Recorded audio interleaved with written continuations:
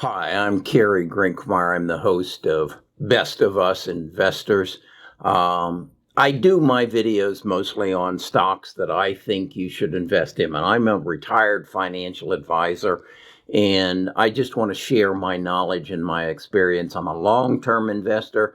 I look for change that is going to change the world that we live in, such as the pandemic, such as the hacking of the colonial pipeline, and then figure out what stocks are going to adapt to that change in the way we live and how to invest. Such as yesterday, I did a video on Palantir, who I think is going to be a major change. A big part of my videos talk about biotech, because I think the coronavirus is going to change our medical field. One day a week, Tuesday, I talk about my other passion, and my other passion is that of cancer. I support, my daughter died of cancer, my mother died of cancer, and I think that the charity organizations, the way we support the causes we're interested in, needs to change. I think it needs to be disrupted. Most of these charities were founded back in the 20s and 30s, and it's all about us giving checks and then them distributing the money. But technology's come a long way, and I think it's by all means ripe for change. And I want to once a week speak about how I think it should change. So bear with me on that.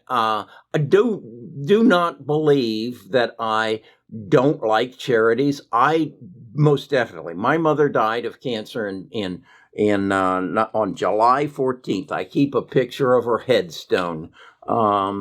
On July 14th, 1953. My father was presented with a bill from the University of Illinois Hospital for $70,000. He had no way to pay it. Charity came in and paid that bill. When my daughter died of cancer on December 26, 2014, my son-in-law was handed a bill for $150,000 and then was told he didn't need to pay it, that charity would pay for it for him because she died in the hospital. So I am very strong that we should support those causes who do good for people who need help.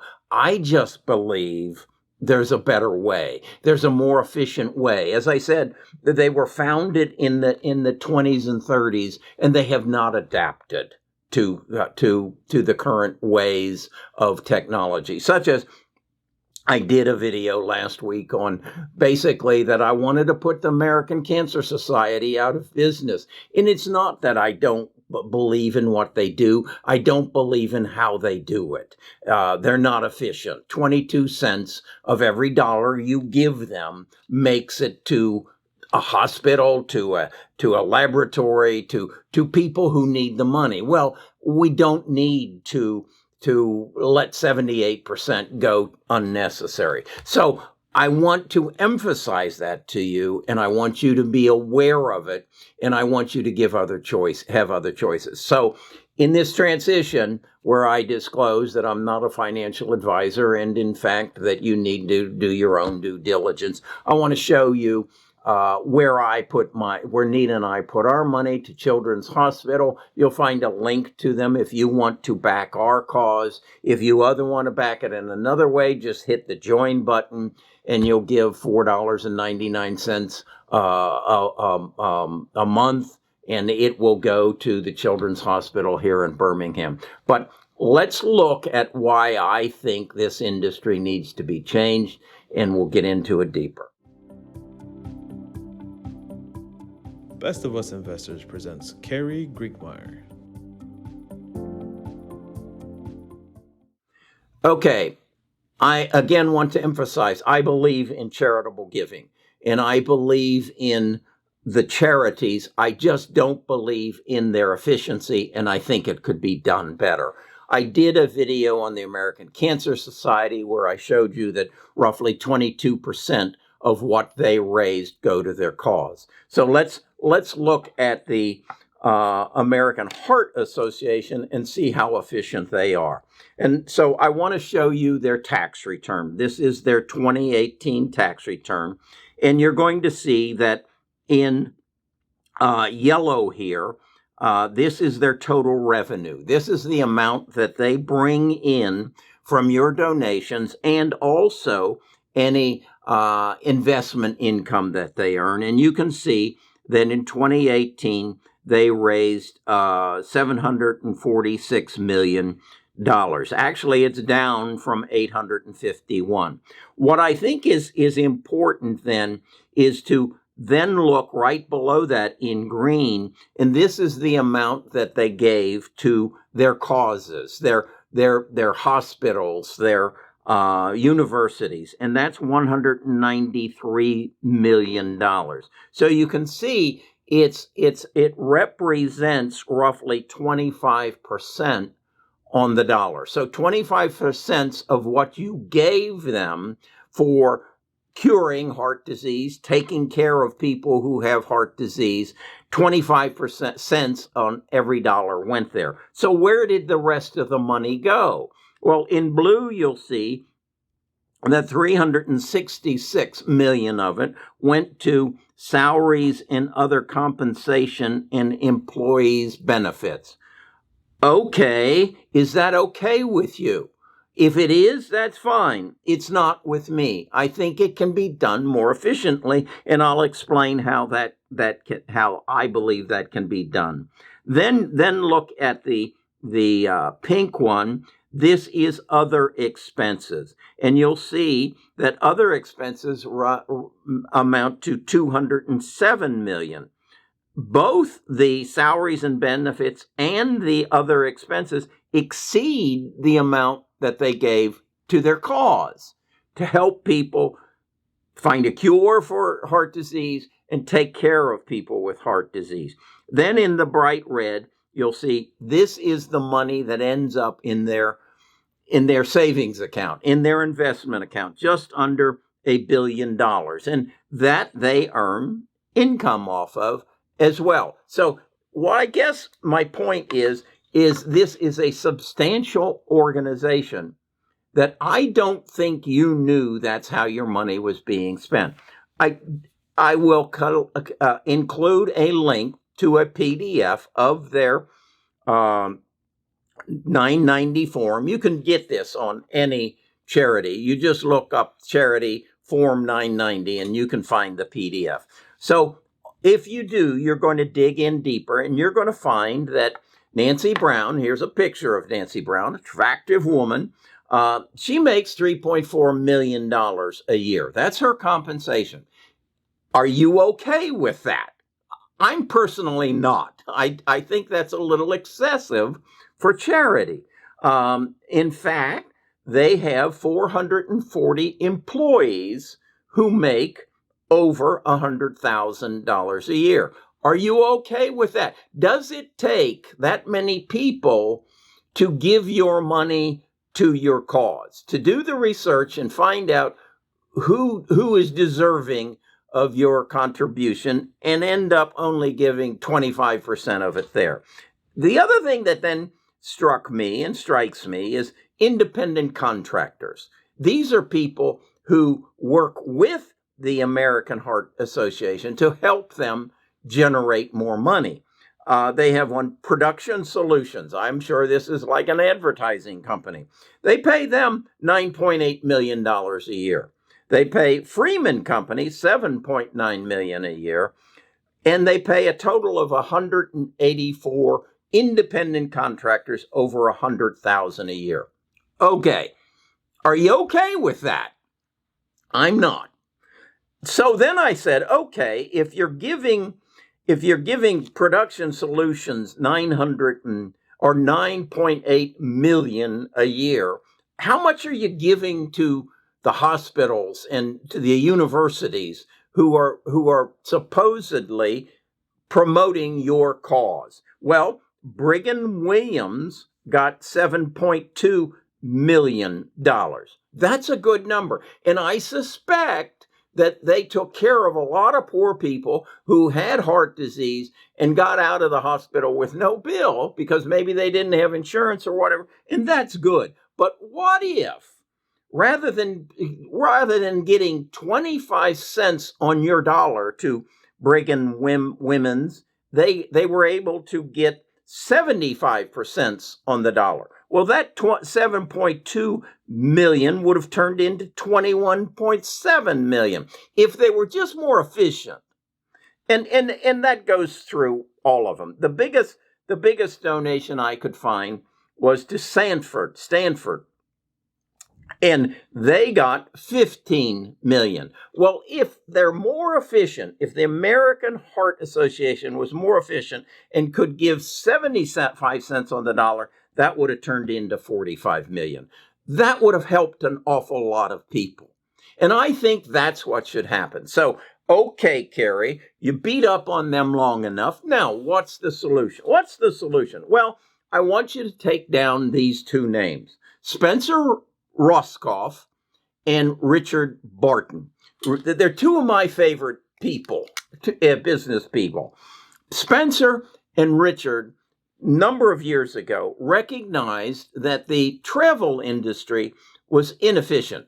That if I wanted to go on a cruise, I had to get in a car, go to a travel agent, and then the travel agent would correspond with the cruise company, and they'd book a cruise, and the travel agent would be paid a commission. So they created Expedia. They invented Expedia and basically took the travel agent out of the equation. And now I can book a cruise directly through Expedia, and the cruise company gets more of my dollar because they aren't paying a travel agent. Okay? So then Spencer and Richard sold that business and went and started another business called Zillow. Zillow is the disruptor of the real estate industry. So what does that have to do with charity? That's how I think charity should be done. I think that who's interested in finding a cure for cancer and taking care of people for cancer, should be able to go to a website, and it should say charity cause, and I should put cancer, and then it should come down care of people with cancer, prevention of cancer, research on cancer, and I should be able to check one of those boxes. And let's say it's on research, and then I should get a source of other boxes, and it says what kind of cancer. Well, my daughter died of a soft tissue sarcoma. So maybe that's there, and I check that. And then it gives me, just like in Zillow or just like in Expedia, a picture and verbiage on the universities, the hospitals that work in the category that I want to support. And I will check that, and then I will check my method of payment. I believe if we do that for the American Heart Association, they won't need 4,434 employees, or what is it they say? Number of individual volunteers, 35,800,000. They won't need them.